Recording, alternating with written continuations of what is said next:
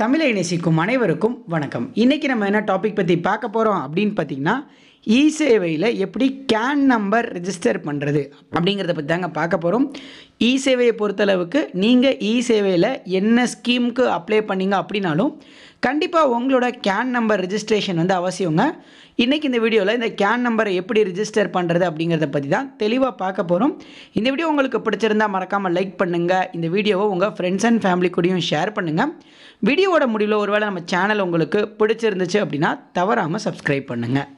So இதான் பார்த்தீங்கன்னா இ-சேவையோட official website. இந்த வெப்சைட்டுக்குள்ளே வர்றதுக்கான லிங்க்கை நான் கீழே டிஸ்கிரிப்ஷனில் கொடுத்துட்றேன்.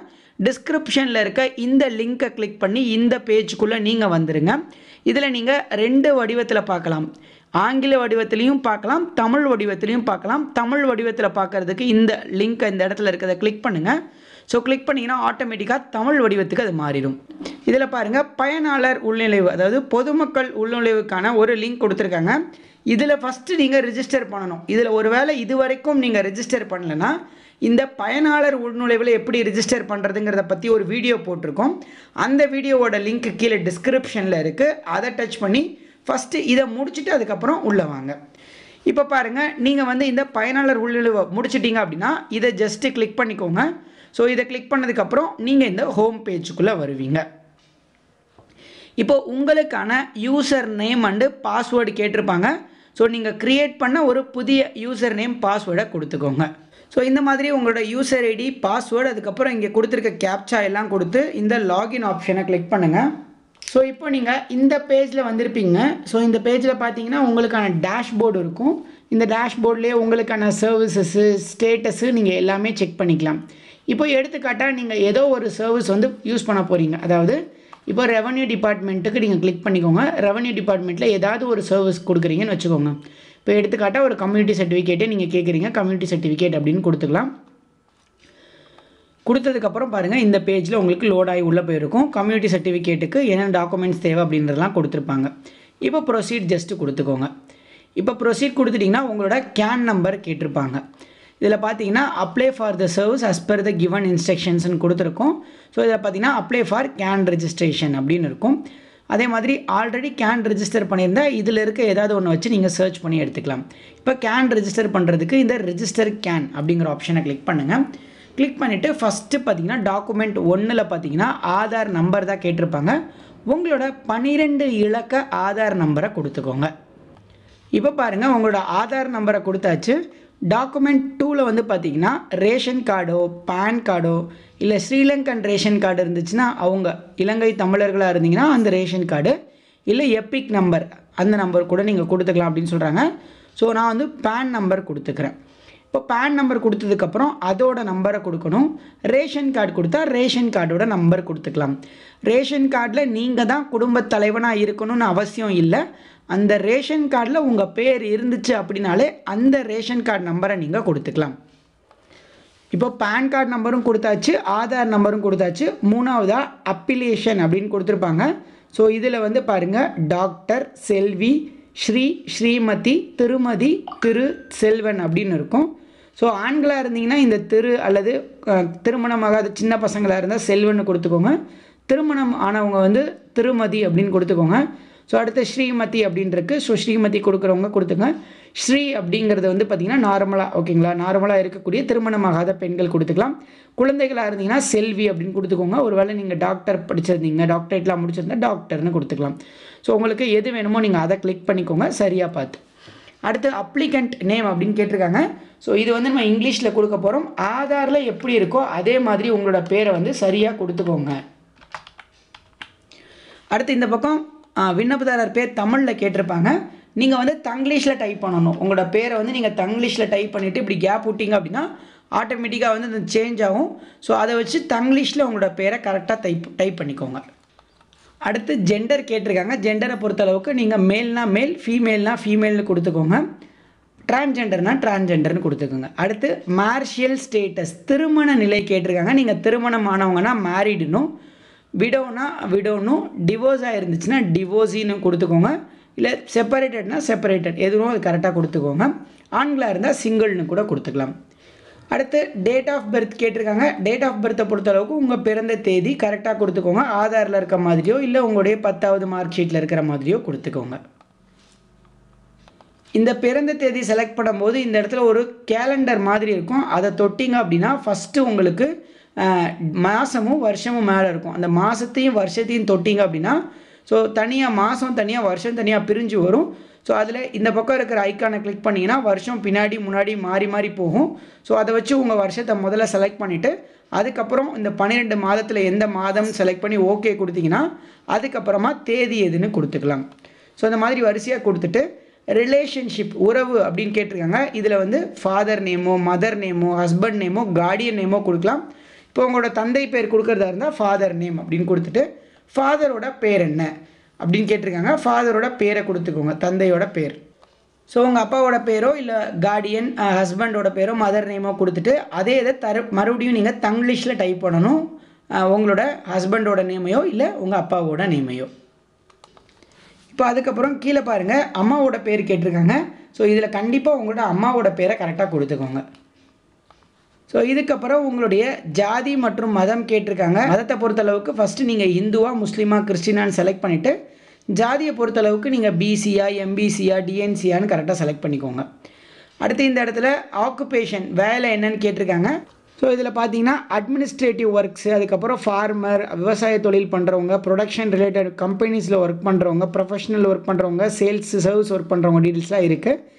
ஸோ இதில் பார்த்தீங்கன்னா நான் ஒர்க்கர்ஸ் அப்படின்னு ஒன்று இருக்கும். அதாவது நீங்கள் எந்த வேலையும் செய்யலை, வீட்டில் தான் இருக்கீங்க, ஹவுஸ் ஒய்ஃப் இந்த மாதிரி இருந்தால் இது கொடுத்துக்கலாம். Workers whose occupation are not elsewhere classified அப்படின்னு ஒன்று இருக்கும். அதாவது இதில் கொடுத்துருக்கிறதுலே உங்கள் வேலை அது சம்மந்தமான வேலையே இல்லை, ஏதோ வித்தியாசமான ஒர்க் பண்ணுறீங்கன்னா இதை நீங்கள் கொடுத்துக்கலாம். இல்லை நான் என்ன ஒர்க் பண்ணுறேன்னு யாருக்குமே தெரியக்கூடாது அப்படின்னா அந்த நாட் ஸ்டேட்டட் அப்படிங்கிறத கொடுத்துக்கோங்க. எது வேணுமோ அதை கொடுத்துக்கோங்க. அடுத்து தற்பொழுதைய முகவரி கேட்டிருக்காங்க. கரண்ட்டாக நீங்கள் இருக்கக்கூடிய முகவரி கேட்டிருக்காங்க. இதில் உங்களோட ஆதார் கார்டில் இருக்கக்கூடிய தற்போதைய முகவரியோ இல்லை நீங்கள் கரண்ட்டாக இருக்கக்கூடிய முகவரி கொடுத்துக்கலாம். ஃபஸ்ட்டு ஸ்டேட்டை பொறுத்தளவுக்கு தமிழ்நாடு கொடுத்துட்டு அதுக்கப்புறம் இந்த இடத்துல மாவட்டம் கேட்டிருக்காங்க. எந்த மாவட்டமோ அதை கொடுத்துக்கோங்க. அடுத்து அதில் எந்த வட்டம் அப்படின்னு கேட்டிருக்காங்க, அந்த வட்டம். அடுத்து எந்த கிராமம் அப்படின்னு கேட்டிருக்காங்க. ஸோ அந்த கிராமத்தோட டீட்டெயில்ஸ் கொடுத்துக்கோங்க. அதுக்கப்புறமா பாருங்கள் அட்மின் நிர்வாக அலகு அப்படின்னு கேட்டிருப்பாங்க. ஸோ எந்த நிர்வாகத்துக்கு கீழே அந்த இது வருதோ அதோட டீட்டெயில்ஸை கொடுத்துக்கோங்க. அடுத்து ஏரியா மற்றும் வார்டு நம்பர் கேட்டிருக்காங்க. ஸோ எந்த ஏரியாவோ அந்த ஏரியாவோட டீட்டெயில்ஸை கொடுத்துக்கோங்க. இப்போ எனக்கு ஒரு வேளை வார்டு தெரியல அப்படின்னா வார்டு டீட்டெயில்ஸை விட்டுட்டு ஸ்ட்ரீட் நேம் அப்படின்னு இருக்கும், தெரு பெயர். ஸோ அதில் உங்களோட தெருவோட பேரை நீங்கள் கொடுத்துக்கோங்க. அதே மாதிரி அந்த தெருவோட பேரை இந்த பக்கம் தங்கிலீஷில் டைப் பண்ணுங்க, அதே மாதிரி இங்கே தங்கிலீஷில் டைப் பண்ணிக்கோங்க. அடுத்து பிளாக் நேம் கேட்டிருக்காங்க. பிளாக் நேம் தெரிலனா அதையும் விட்டுட்டு இந்த இடத்துல பாருங்கள் பில்டிங் டோர் ஃப்ளாட் நம்பர்னு இருக்குல்ல, ஸோ இதை மட்டும் ப்ராப்பராக கொடுத்துக்கோங்க. பில்டிங் டோர் ஃப்ளாட் நம்பர் ப்ராப்பராக கொடுத்துட்டு பின்கோடு கேட்டிருப்பாங்க, உங்களோட பின்கோடை கொடுத்துக்கோங்க. ஸோ இது வந்து கரண்ட் அட்ரஸ் முடிஞ்சுது. அடுத்து பெர்மனண்ட் அட்ரஸ், அதாவது நிரந்தரமாக முகவரி கேட்டிருக்காங்க. இப்போ உங்களோட கரண்ட் அட்ரஸும் உங்களோட டெம்பரவரி அட்ரஸும் ரெண்டுமே ஒரே ஒன்று தான். நிலையான முகவரியும் சரி, அதே மாதிரி தற்காலிக முகவரி ஒன்றுனா இந்த இடத்துல ஒரு டிக் பாக்ஸ் இருக்கும், அதை மட்டும் கொடுத்தீங்கன்னா ஆட்டோமேட்டிக்காக அந்த பெர்மனண்ட் அட்ரஸுங்கிறது மறைஞ்சிரும். ஒருவேளை நான் தற்காலிகமாக ஒரு இடத்துல தங்கியிருக்கேங்க, வாடகை வீட்டில் தங்கியிருக்கோம், எங்களுக்கு சொந்த ஊரில் சொந்தமாக எல்லாமே இருக்குன்னா உங்களோட பெர்மனண்ட் அட்ரஸில் உங்களோட நிலையான வீட்டு முகவரி கொடுத்துக்கலாம். அதுக்கும் நீங்கள் ஸ்டேட் செலக்ட் பண்ணிவிட்டு அதுக்கப்புறமா நீங்கள் எந்த மாவட்டம் அப்படிங்கிறத நீங்கள் செலக்ட் பண்ணணும். அடுத்து அதே மாதிரியே எந்த தாலுக்கா அப்படிங்கிறத கொடுத்துக்கோங்க. அடுத்து அதோட வில்லேஜ் நேம் கேட்டிருக்காங்க. ஸோ எந்த வில்லேஜோ அதை நீங்கள் கொடுத்துக்கோங்க. அடுத்து அட்மின் யூனிட் கேட்குறாங்க, எந்த அட்மின் யூனிட்ன்றதை கொடுத்துக்கோங்க, நிர்வாக அலகு. அடுத்து அதே மாதிரியே ஸ்ட்ரீட் நேமு மற்ற டீட்டெயில்ஸ் எல்லாத்தையும் ஃபில்லாக கொடுத்துக்கோங்க. ஸோ இந்த டீட்டெயில்ஸ் எல்லாம் கொடுத்ததுக்கப்புறம் உங்களோட contact details phone landline number with S T D கோட்னு கேட்டிருக்காங்க. இது வந்து தேவையில்லை. ஆனால் இந்த பக்கம் பாருங்கள் மொபைல் நம்பர் கேட்டிருப்பாங்க. இதில் வந்து கண்டிப்பாக உங்களோட மொபைல் நம்பரை வந்து நீங்கள் கொடுத்துக்கோங்க. இப்போ மொபைல் நம்பர் கொடுத்ததுக்கப்புறம் உங்களோட மின்னஞ்சல் முகவரி, அதாவது உங்களோட இமெயில் ஐடி கேட்டிருப்பாங்க. ஸோ உங்களோட இமெயில் ஐடியை இருந்துச்சு அப்படின்னா கரெக்டாக கொடுங்க, இல்லைனா நீங்கள் விட்டுருங்க. ஸோ கொடுத்துட்டு அகெயின் ஜென்ரேட் ஓடிபி அப்படிங்கிற ஒரு ஆப்ஷனை கிளிக் பண்ணுங்கள். இப்போ உங்களோட மொபைல் நம்பருக்கு வந்திருக்க ஓடிபியை என்ட்ரு பண்ணுங்கள். பாருங்கள் உங்களோட ஓடிபியை என்ட்ரு பண்ணியாச்சு. கன்ஃபார்ம் ஓடிபி அப்படிங்கிற ஆப்ஷனை கிளிக் பண்ணுங்கள். You have successfully verified OTP அப்படின்னு கீழே வந்துடும். வந்துருச்சு அப்படின்னா நம்ம ஓடிபி வெரிஃபை பண்ணிட்டோம் அப்படின்னு அர்த்தம். இப்போ இதுக்கப்புறம் இந்த இடத்துல எதுவுமே பண்ண முடியாது. அப்படியே கீழே வந்துட்டு பேங்க் டீட்டெயில்ஸ், வங்கி கணக்கு டீட்டெயில்ஸ் கேட்டிருப்பாங்க.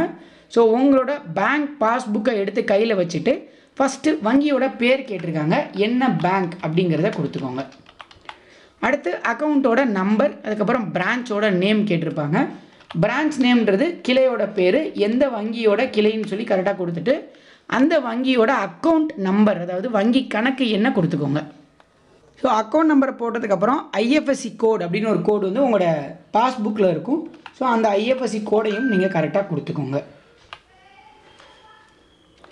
இப்போ எல்லாமே நீங்கள் கொடுத்துட்டு இந்த ரிஜிஸ்டர் ஆப்ஷனை கிளிக் பண்ணுங்கள்.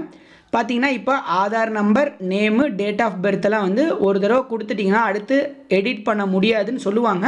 ஸோ அதனால் அதெல்லாம் சரியாக இருக்கிறதா அப்படின்னு பார்த்துட்டு அதுக்கப்புறம் ஓகே கொடுத்துக்கோங்க. ஸோ இப்போ பாருங்கள், கேன் ரெஜிஸ்ட்ரேஷன் சக்ஸஸ்ஃபுல்னு சொல்லிட்டு உங்களுக்கான கேன் நம்பர் வந்திருக்கும். Click here to move or proceed ஃபர்தர்னு கொடுத்து உங்களோட என்ன சர்டிஃபிகேட் வேணால் இந்த கேன் நம்பரை யூஸ் பண்ணி நீங்கள் வாங்கிக்கலாம். ஸோ இந்த கேன் நம்பரை பொறுத்தளவுக்கு லைஃப் டைமாக இந்த கேன் நம்பரை நீங்கள் எப்போ வேணால் யூஸ் பண்ணிக்கலாம்.